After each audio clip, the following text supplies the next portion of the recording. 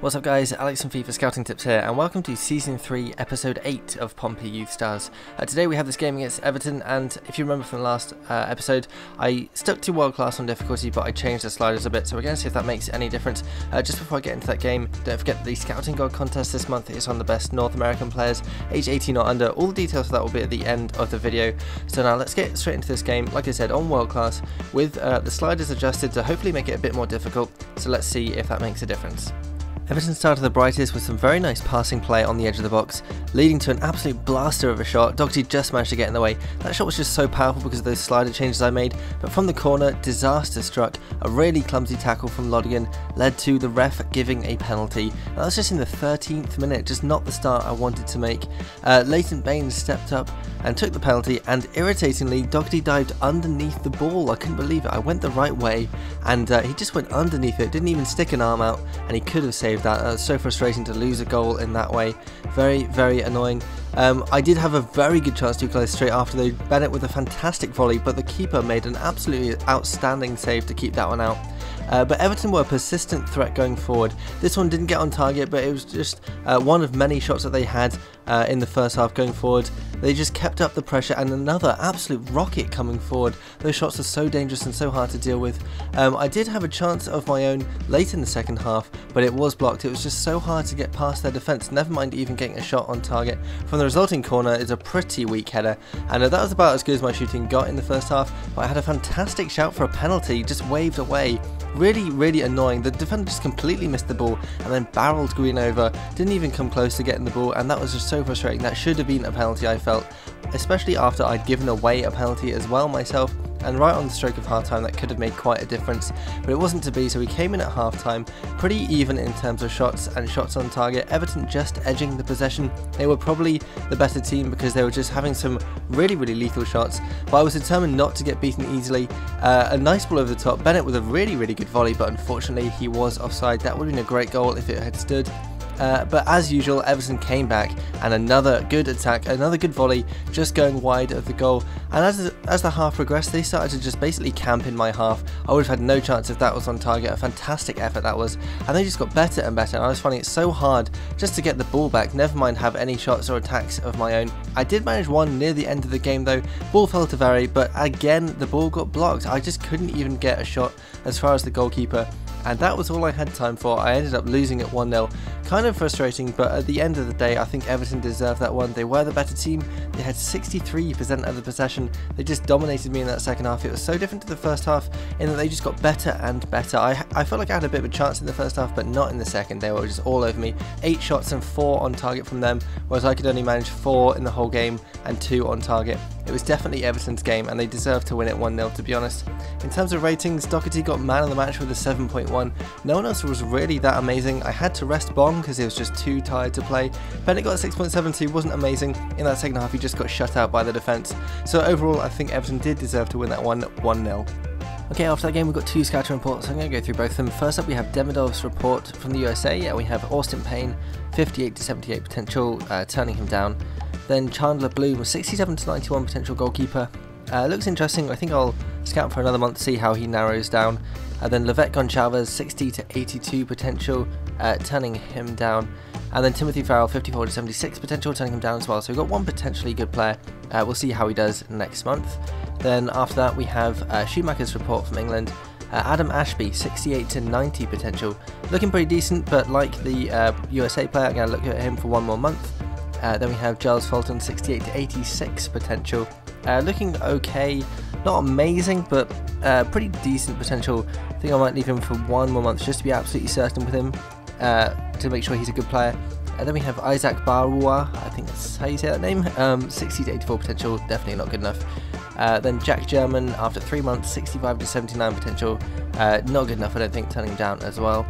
Michael Barriaga, 55 to 77, not good enough either.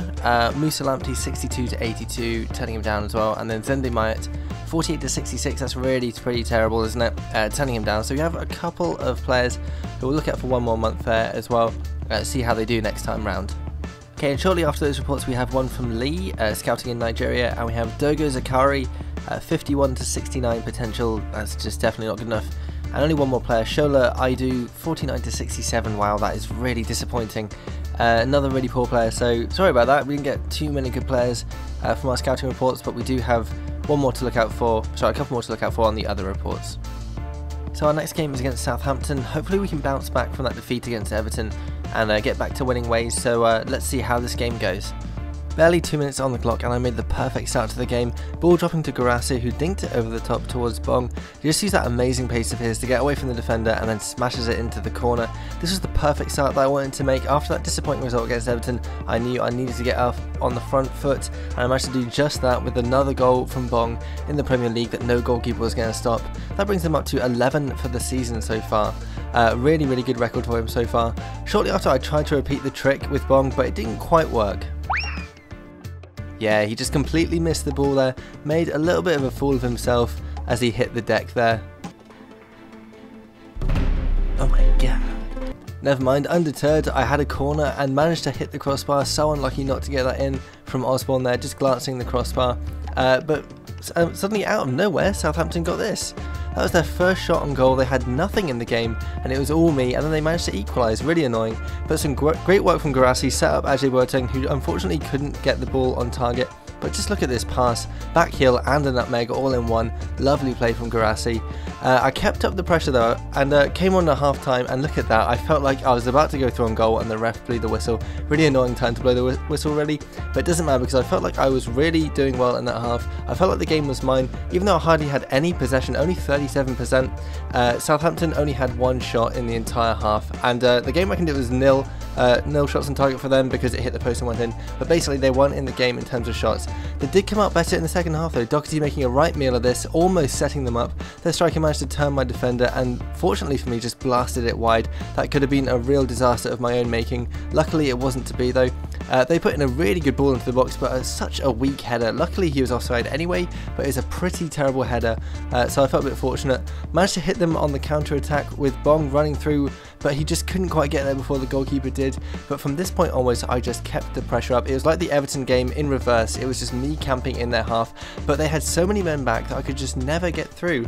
As you can see from these ones, they just had so many red shirts behind the ball, and every time they cleared the ball it just fell to me and I launched another attack, but it was just impossible to get through them. They're so well organised, and they managed to hang on for the 1-1 draw, which is a little bit disappointing given the way that I played at the end of the game, but to be fair, a 1-1 draw was probably what both teams deserved. So I ended up with 5 shots, but only 1 on target. Southampton had 3 with 2 on target. Possession was fairly even as well. So to be fair, a 1-1 draw was probably about even and about what both teams deserved at the end of the game. I did feel I had my chances, but I just didn't take them, and Southampton, like I said before, were just so organised at the back. They were so hard to break down that I just couldn't do enough to win. Guirassy with the 7.4 rating got man of the match. Bong got a 7.3, as usual, performing well for the team. So they were the only 2 players really who put in good performances. I didn't really do enough to get the win, so a 1-1 draw against Southampton probably quite deserved. So we're going to get straight into the next game, which is a Capital One Cup game against Liverpool. I'm not too fussed about this because it is a Capital One Cup, and often when you sim games against good opposition, the scoreline is quite extreme. So there we go, 4-0 loss against Liverpool. Not too surprised about that, to be honest, but I want to focus on the league much more than the cup. So not too bothered, but we did get to the quarter-final, so it's not too bad, I guess. But we'll move on to the next game and put that one behind us. So the transfer saga continues with Lodigan. We have this message through saying tug of war over Lodigan, saying that Bolton, Aston Villa and Leeds United are all thought to have expressed an interest in Lodigan. So basically I'm going to get an absolute ton of offers coming through for him in about a month's time when the transfer window opens. Obviously I want to try and keep hold of him if at all possible, so we'll have to wait and see what happens, see whether the board lets me keep him or whether they say he has to go. Okay, it's the first of the month, so I'm going to look at how our players are doing now. So we have Doherty on 78 plus 2, Brown on 70 plus 2. It says he's unhappy, but that is just because he thinks he's underpaid, so I'm going to address that after I've done this little run through. Then we have Zimmerman on 71 plus 2, Liam Osborne 65 plus 1, Danny Corey 67 plus 3, and Aymeric Boviga on 68 plus 2. Then Brad Knight on 64, hasn't grown yet, still not growing, really annoying that is. Then Angelo De Silva on 68 plus 2, Hiroki Tasaka again hasn't grown on 63, then Philip Jaimera on 73 plus 2, he has grown a point though, so he's looking very good indeed now. Ryan Green on 64 plus 3, then Keaton Nichols on 63 plus 3, Francesco Verre on 70, his stats have grown but his overall is still at 70. Then we have Ajay Boateng on 72 plus 2. Then Michael Pender on 74 plus 3, so he has grown now. He has like 84 long shots, so I'm thinking about putting him more as an attacking midfielder because he's not too fast, but he has very good long shots and good dribbling, so he might be quite effective there. So we'll try him out in attacking midfield a little bit later. Then we have Dylan Quinton on 72 plus 2. Then Frederick Mathis on 62, hasn't grown at all yet, and nor has Shuttleworth Vitanen on 60. Then we have Kelvin Bong on 75 plus 3. Quick look at his stats, he has 11 goals in 13 games. Really amazing stuff there. Just got to make sure he doesn't get injured basically. Then we have Jensen Bennett on 71 plus 3. Then Yuri Lodigan, the homesick player, on 69 plus 3. Michael Coyne has grown a point now, so he's on 66 plus 2. Then Dimitri Guirassy on 69 plus 3, he's also grown a point as well. Then we have one or two real players before we get to Paul at 77. He is injured, so of course his physical stats are going down, which is really annoying. A really stupid thing that EA does. They lose their physical stats even though he's only 18, but he has got 5 weeks until he's fit, so hopefully he won't go down too much more. Then another couple of real players before we get to our loaned out players. So Mr. O'Hara Paula Daniel on 66 plus 2, Paddy Molloy on 62 plus 2, then Curtis Simpson 56 plus 3, he's the guy who we released before the May update to see how his physical stats would grow. Then Andrew Robson on 66 plus 2, Joe Hayes on 58 hasn't grown at all, which is a bit stupid to be honest, and then James Smith hasn't grown either on 61. So those are how our players are doing after another month of growth. So talking about how Brown was unhappy about his pay rate, he wants £5,000, he's currently on 3,000. Because he's a pretty good backup, we will do that. And we have loads in the transfer budget, so we can shift some more over to the wage budget. So we will send him that offer and hopefully he'll accept that. Right, let's also have a quick look at how our youth academy is doing this month because the potentials will have narrowed down a bit. So we have Charlie Essen on 74 to 80 potential winger striker, Craig Lucas on 72 to 84 winger, looking pretty good on that left wing, so I'm looking forward to seeing how he narrows down a bit more. Then Daniel Gallagher going up even higher, 85 to 94, just getting better and better. He's now a winger type striker, so he's going to be quite quick, so hopefully he'll be able to provide a nice partnership with Bong up front. Then we have Esteban Navarro 80 to 86 potential winger, then Fernando Monzon 71 to 75 defensive minded left back, Fraser Layden 82 to 92 defensive minded defensive midfielder. That is amazing potential. Really looking forward to seeing how he does when he comes out the academy, and he's got another year at least in the academy because he's only 15, so hopefully he'll turn into a really good player. And then John Mahoney 69 to 77 potential winger, probably going to end up letting him go because his potential is probably only going to be in the early 70s, but he's got a bit more narrowing down to go, so we'll see how that does.